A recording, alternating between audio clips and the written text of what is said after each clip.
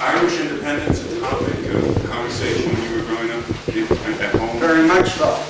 Was there a particular reason why people from Cork or Corktown here seemed more interested or kept closer ties to what was going on back in Ireland? Well, that was because of Father Hannon. Father Hannon, he had a real pipeline in there. Well, and there were copper mines, of course. Yeah, there was copper in Cork, that's right. That's what brought a lot of them here. John worked in the Allegheny mines. Did a good job. When did they get their independence? Wasn't that around The World War independence, I? they come in 1921, but for a 20-year track. The actual date was 1941. The actual date was 41? Yeah, they had a 20-year track. Oh. The independence of Ireland, that was, everybody talked about it. Right? Just, Well, I was just thinking, your family's county stayed with the South, and it was actually Ulster. yeah, but I was thinking, my people on the road, they seemed to kind of lose touch with Ireland pretty quickly, especially the political. It wasn't something that was passed down from generation, discussed at home, what was going on. Pardon me? The war in that. The Second World War in that, because they stayed independent. Ireland did. And they wouldn't give England the deep ports at Cork. And they stayed independent. And when Roosevelt put troops in Northern Ireland, that was the first time the Germans bombed it.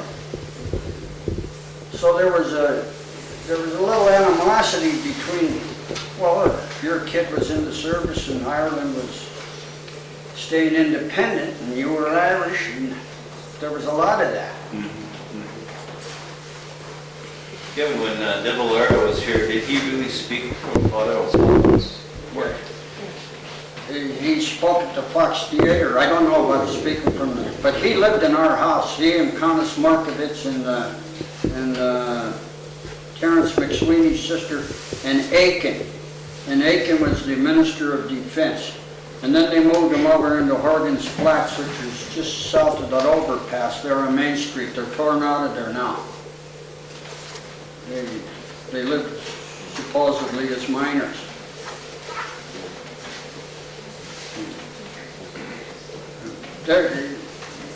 Butte is very pro-Irish in the old country because of the amount of money they raised here.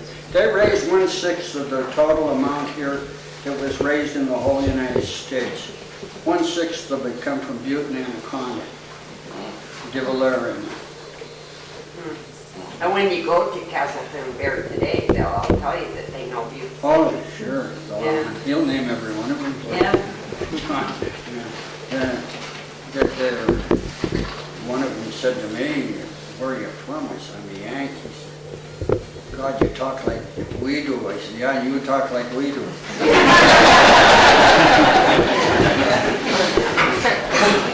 But the Irish call us narrowbacks. You weren't just perfect if you weren't born there, is that right? So we were a narrowback. Instead of calling us Irish American or American Irish, we were narrowbacks. Oh, I am narrowback. But there was, and the neighborhoods in the area were all from different counties. Mrs. Buckley ran the Corktown Night. Patty said there has to be a heaven because if there wasn't, some of them would have surely come back. Great story about one of Buckley's boarders. A fella came through, a land developer, and sold us Sweeney a bunch of land up in Kevin, Montana. And he was going up there and get a bunch of sheep. And Christ, it was just a sham. It was hardly grow, a blade of grass. And they struck oil at it. So he gets himself a big Cadillac car, touring car. He used to have Tip Wayne and drive it to him. And throw quarters out to the kids. Have a big fur coat on, beaver coat. And they call him the Oil King.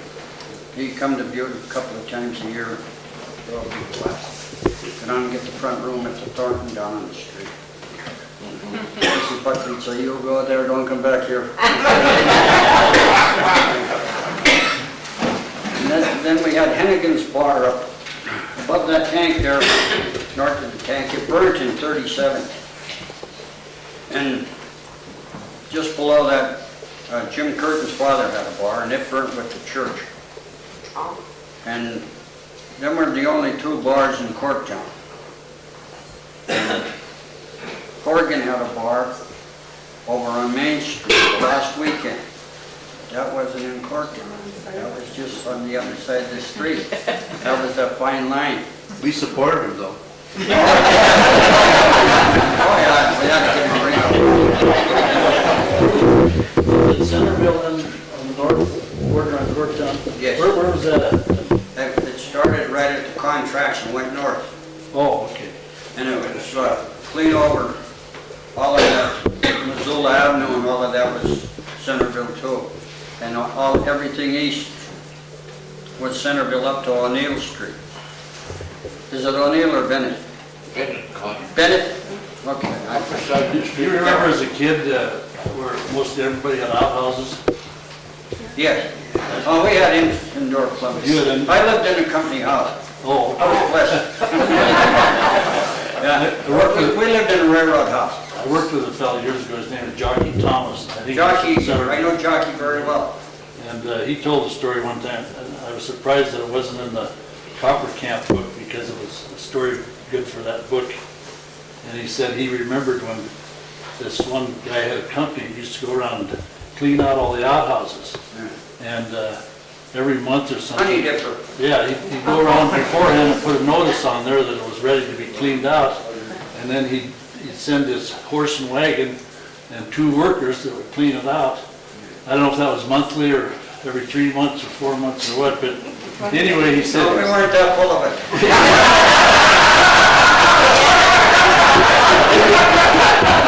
Anyway, he said he had these 2 guys cleaning out the outhouses, and he said whatever their cycle was, every time they come around, he said he had two new guys working on the truck or the wagon, and he said they were always drunk.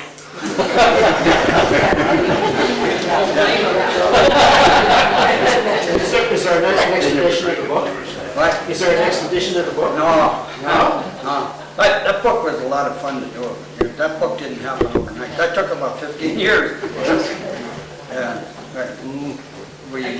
Oh, just one other question when you said that about like Corktown and how it was bordered and so on. Well, did any other nationalities live there? We had one Englishman that lived up there. His name was Eddie Thomas, the insurance company. Oh, And then he used to say, I'm the only cousin Jack born and raised in Corktown. We have the Ellises Oh, yes, the Ellis, I'm sorry. and the Tompkins. Yeah, yeah. You were a different side. They got along fine. Yeah, you were over, Oh, good. you're over with Neil on mine. There you Yeah. go.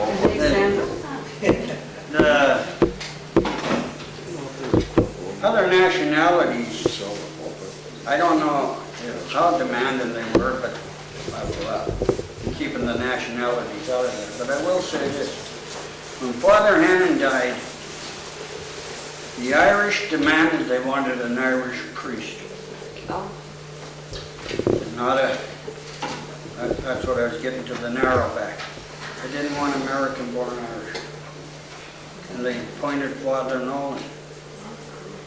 Great big, tall, strapping, good-looking man. He used to give some awful sermons on the Corktown. He murdered them. Oh, he just oh, murdered he them. wasn't Irish.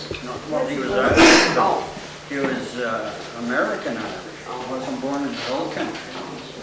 And a lot of them left St. Mary's and went to Sacred Heart because of that. Not the women.